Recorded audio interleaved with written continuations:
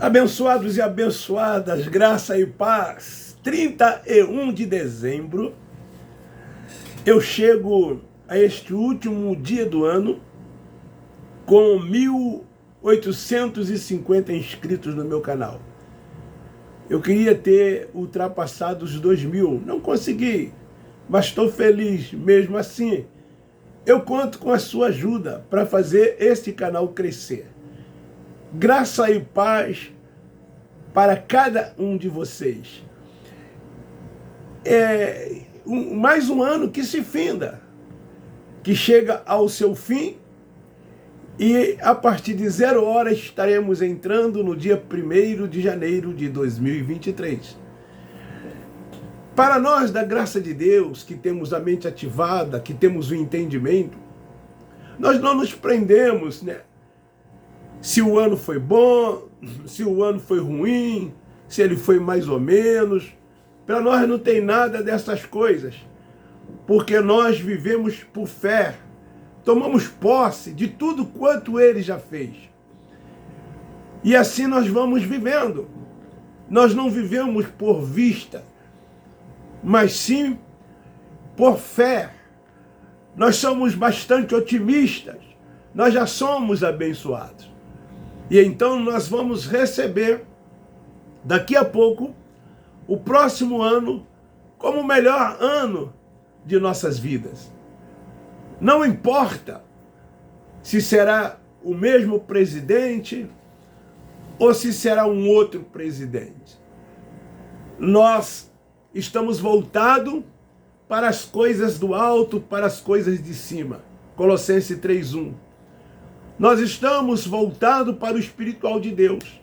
É lógico que, com o humano que somos, nós precisamos de viver como nós temos vivido até então.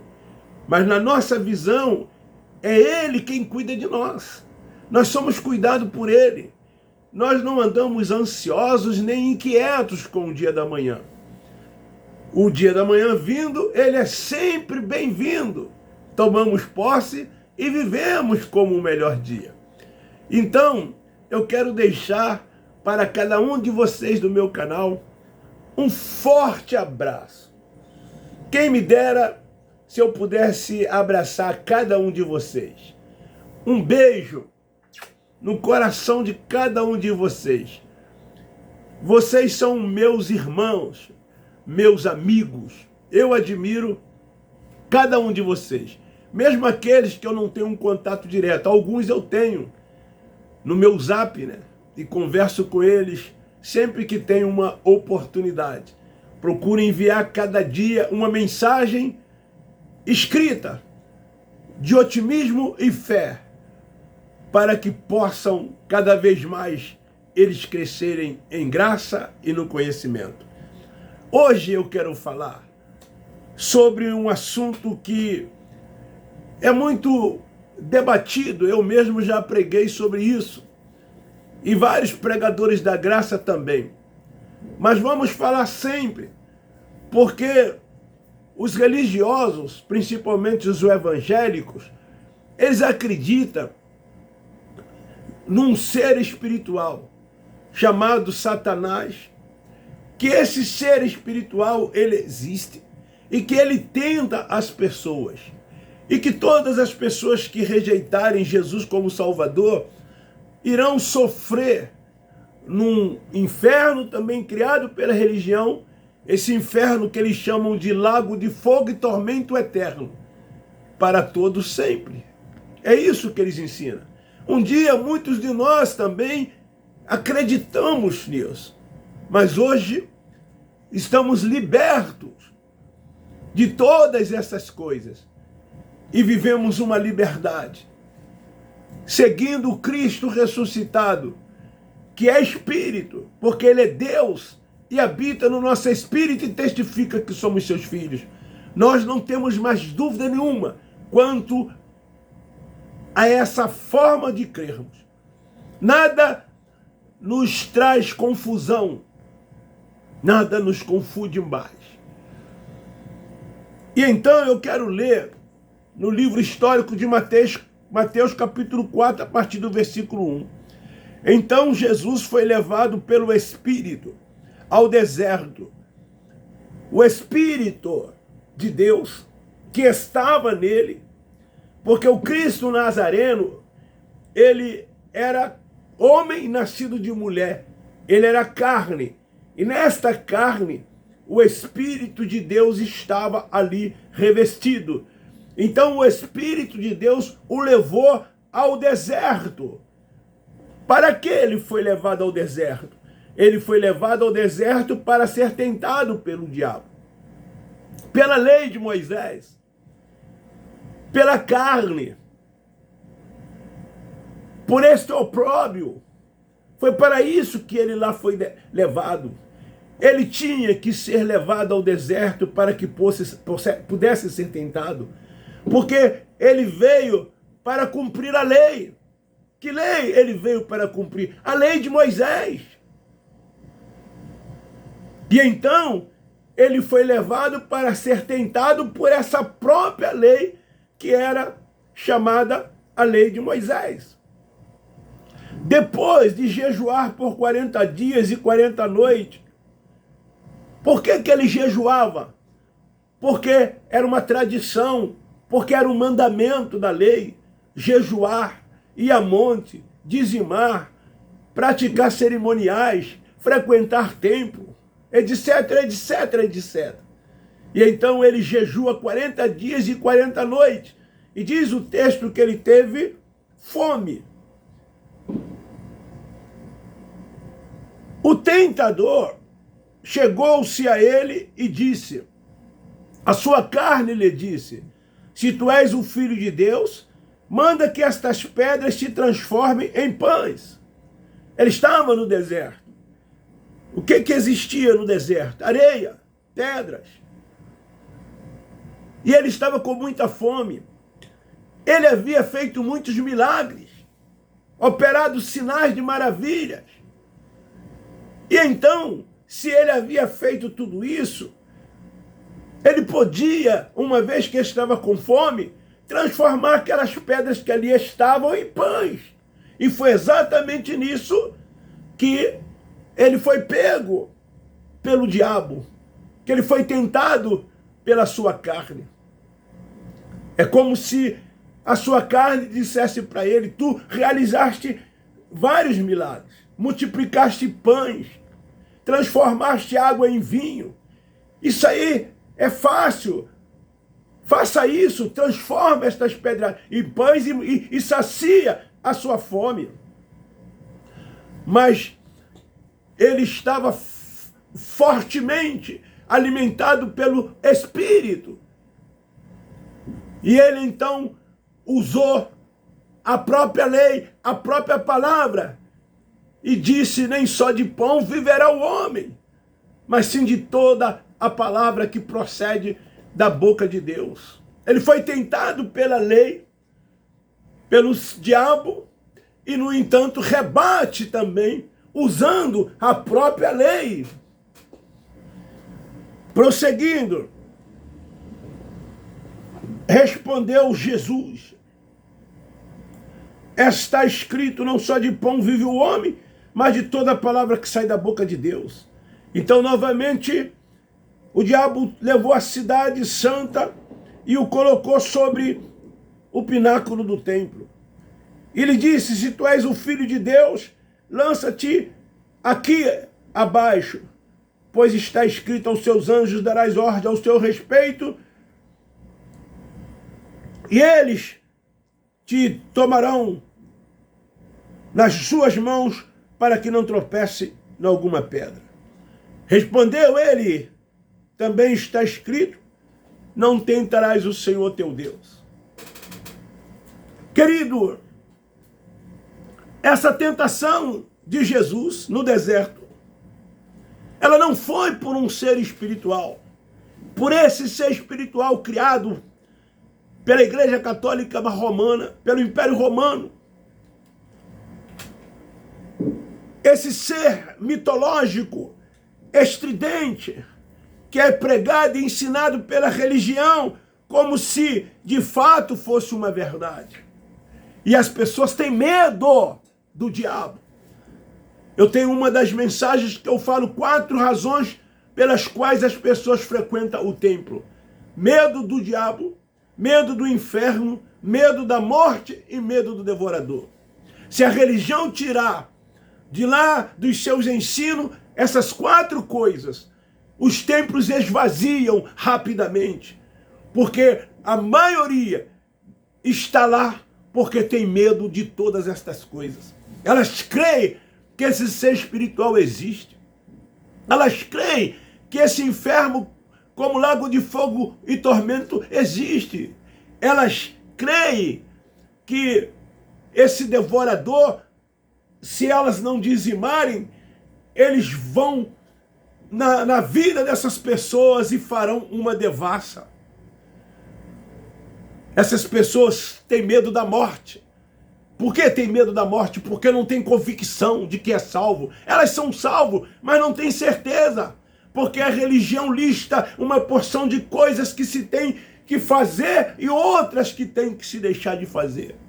E se as pessoas não seguirem à risca estas coisas, uma hora elas estão salvas e em outro momento elas perdem a sua salvação. É um tal de estar salvo e um tal de deixar de ser salvo. Esta mitologia veio das alterações das traduções, assim também como tantos outros ensinos afirmados pelo sistema religioso.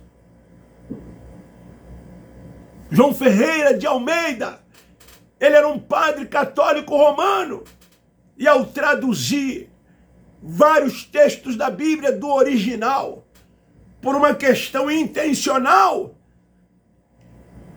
ele não coloca a tradução correta do original. Quando ele usa essa expressão inferno, por exemplo, que quer dizer sepultura, por que que ele não colocou na tradução a palavra sepultura? Mas não, ele fez questão de colocar a palavra inferno, porque o inferno, ele é uma ameaça, porque o inferno, ele amedronta as pessoas.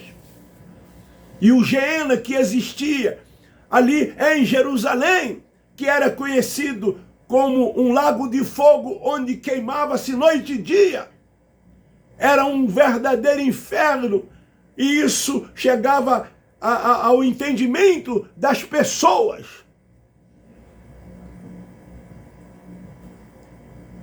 Quem viu um espírito tentando Jesus? Quem viu?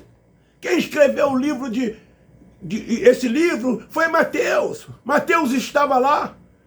Ele viu esse espírito tentando Jesus. Ele escreveu, mas ele não viu.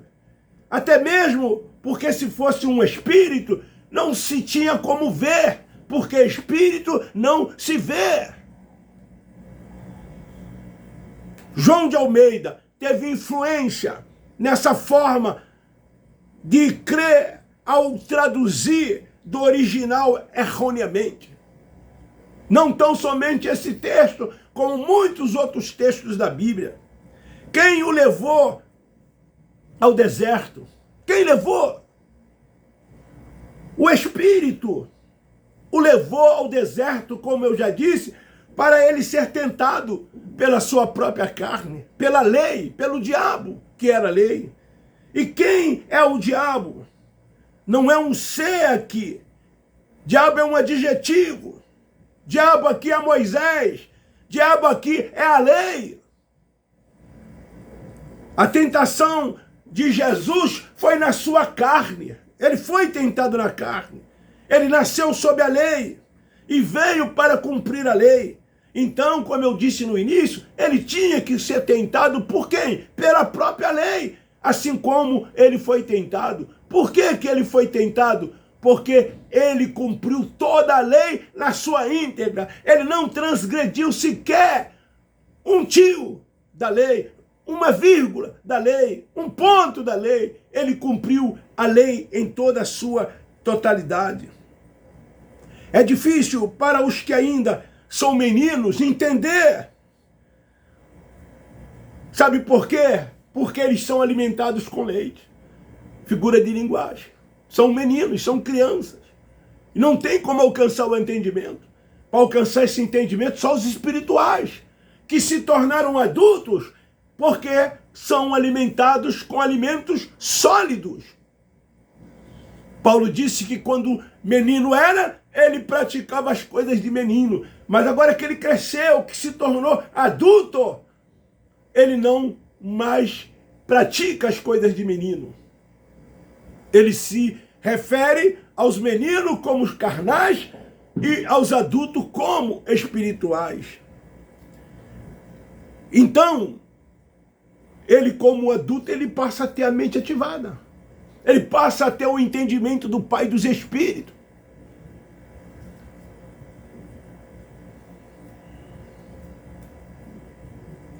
Moisés, gente, representava a lei.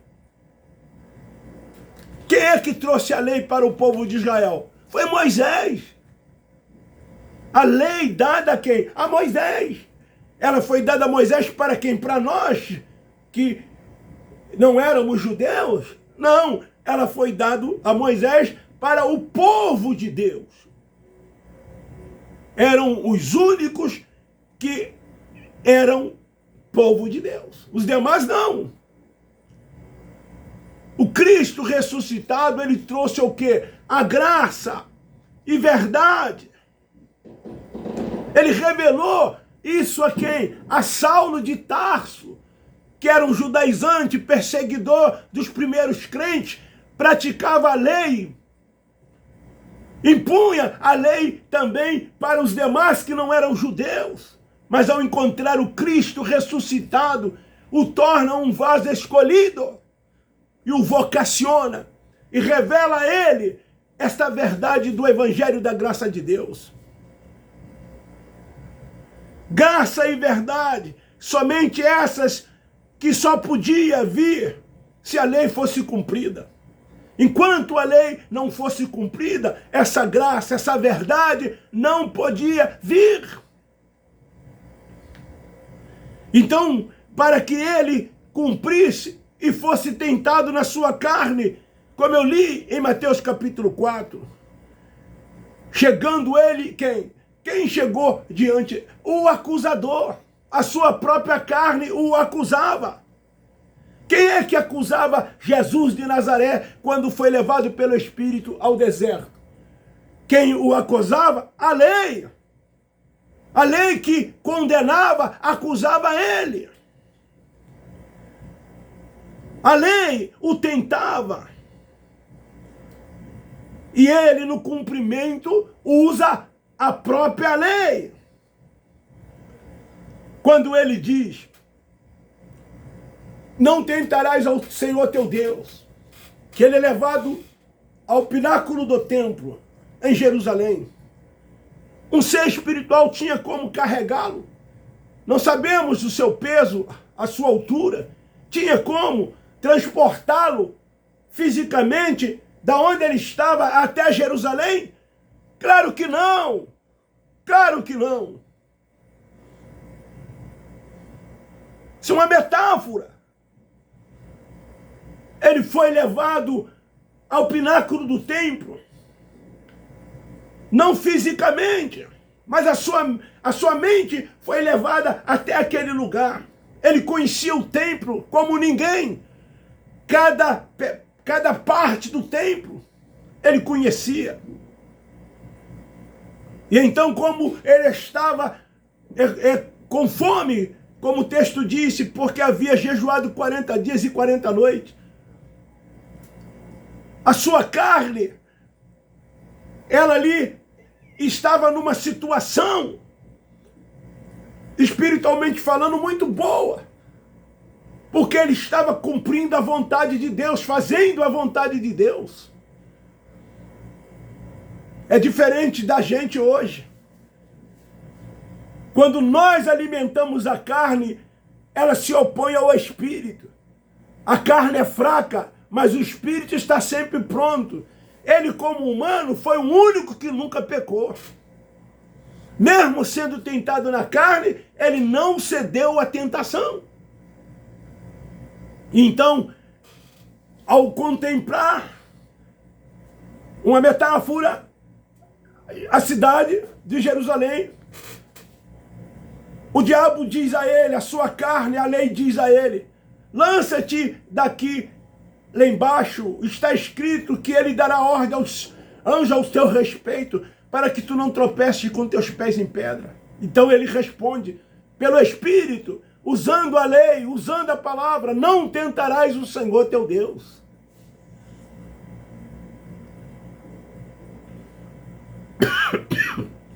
Então este ministério, que ele estava debaixo dele, o acusava e condenava. Eu quero ler no capítulo 8, do 5º livro do Pentateuco, que é Deuteronômio. Durante anos eu ensinei Pentateuco na faculdade de teologia, ensinei livros históricos, poéticos, profetas menores e maiores, mas eu ensinava aquilo que o sistema queria que ensinasse, né? Olha o que diz o versículo 3. Ele te afligiu e te deixou ter fome, depois te sustentou com o maná que não conhecias, e que os teus pais também não conheceram, para te dar a entender que não só de pão vive o homem, mas de tudo o que sai da boca do Senhor, da boca de Deus. O diabo é a lei. E não ser espiritual, como a religião ensina, como a religião que diz que é. Inclusive, eles usam muito esse capítulo 4 de Mateus para justificar que o diabo existe. Quando você conversa com um religioso, que você diz para ele que esse ser espiritual não existe, eles vão lá para Mateus. Ou então eles dizem assim, oi, e quem foi que tentou Jesus lá no deserto? Não foi o diabo? Olha o que está escrito, eles até dizem para nós, né? Ele levado ao deserto para ser tentado pelo diabo.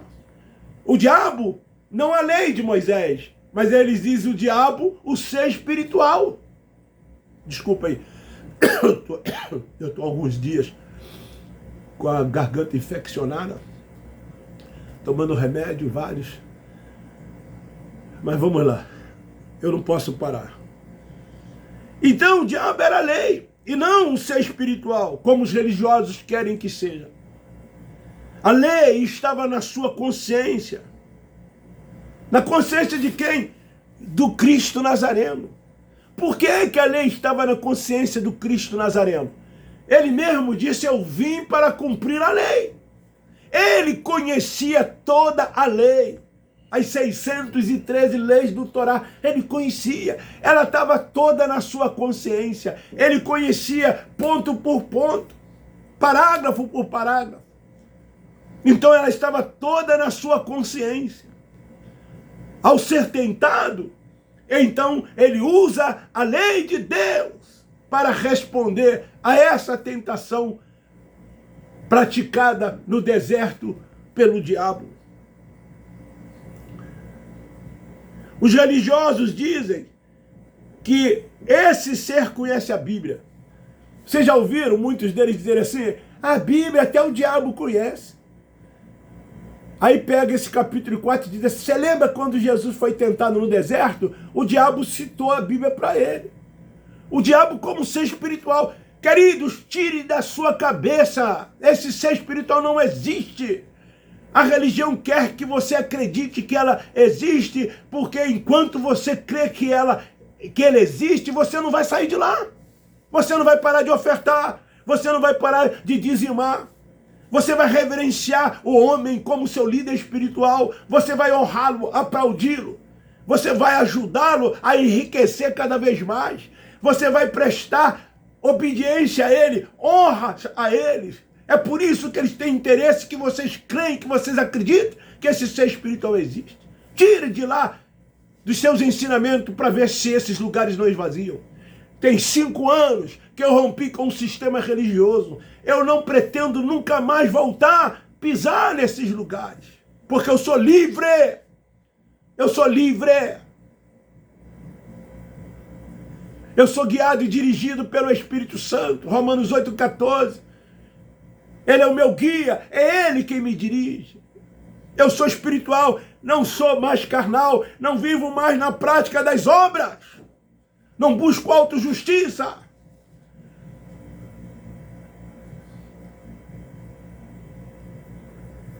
Você sabe de onde eles tiraram essa coisa? De que até o diabo conhece a Bíblia? Foi desse texto, da tentação de Jesus no deserto. Desse texto que eles tiraram isso. Eu ouvi muito isso. O diabo, a Bíblia até o diabo conhece. Quando uma pessoa que não está dentro do contexto deles, ou está lá, mas está assim, segundo eles, cambaleando, e cita alguma passagem bíblica, eles dizem, até o diabo conhece a Bíblia. Até o diabo conhece a Bíblia. Ele citou a Bíblia para Jesus. Não é assim que eles dizem? É por causa desse texto de Mateus capítulo 4. E também lá no Salmo 91, no versículo 11 e 12, né, o que diz lá? Em resposta a essa tentação dele, pois os seus anjos dará ordem ao teu respeito para te guardar em todos os teus caminhos. Eles te sustentarão nas suas mãos para que não tropece em alguma pedra. Aí eles dizem, é desses textos de Mateus 4 e de Salmo 91, versículos 11 e 12. É desse texto que nasceu essa crendice. A Bíblia até o diabo conhece. Queridos, Moisés, então o diabo é a lei que acusou ele no deserto. Foi a lei que o acusou ele no deserto, não esse ser espiritual. Então, Jesus, ele não responde ao personagem. Esse personagem, esse ser espiritual, não é a esse ser espiritual que ele responde. Ele responde a quem representava a lei.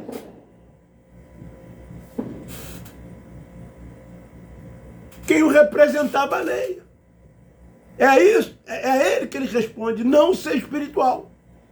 A sua guerra era consigo mesmo. Não havia ali um ser espiritual confrontando Jesus, enfrentando Jesus, combatendo contra Jesus. Não existia esse ser espiritual. Batalha espiritual na sua mente. Não é isso que acontece conosco? Ele tinha um propósito para realizar. Quem? O Cristo Nazareno. Mas algo tentara impedir que ele realizasse esse propósito. A sua tentação estava submetida na lei. Entende você agora o ministério da graça e do conhecimento? Você entende? Esse entendimento que hoje nós que temos a mente ativada, que temos o entendimento dado e concedido pelo Espírito Santo, vocês entendem isso? Agora, dá para entender?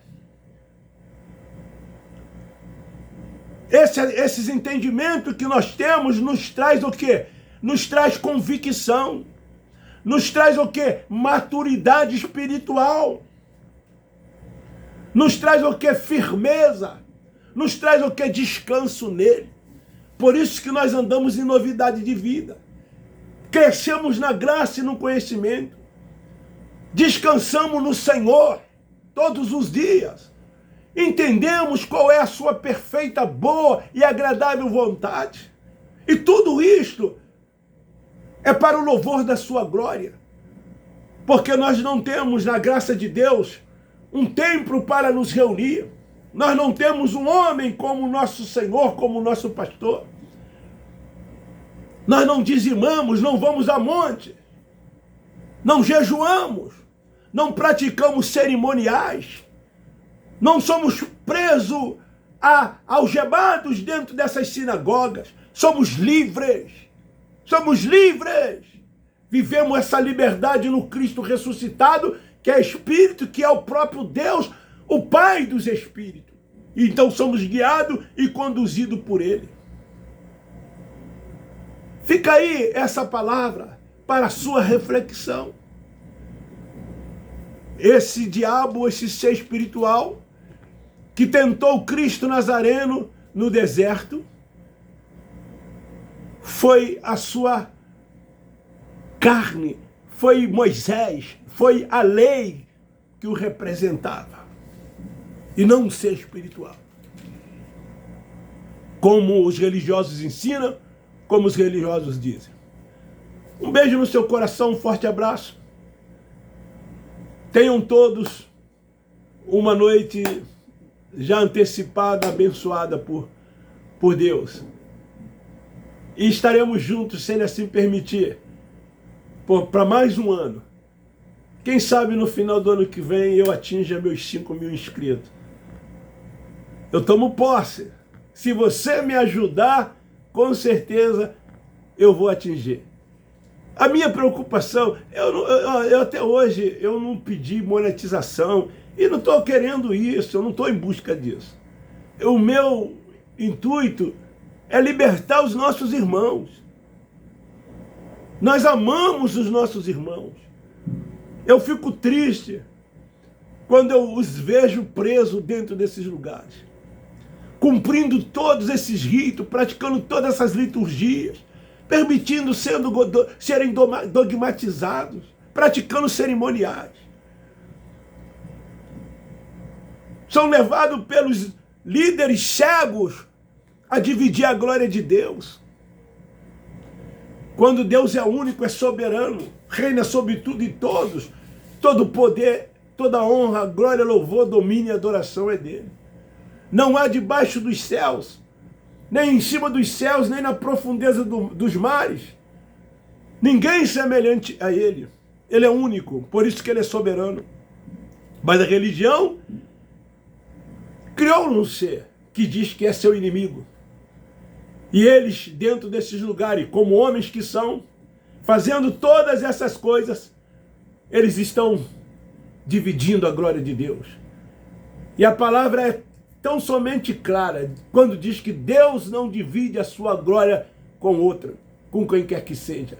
Nós não somos pastores de vocês.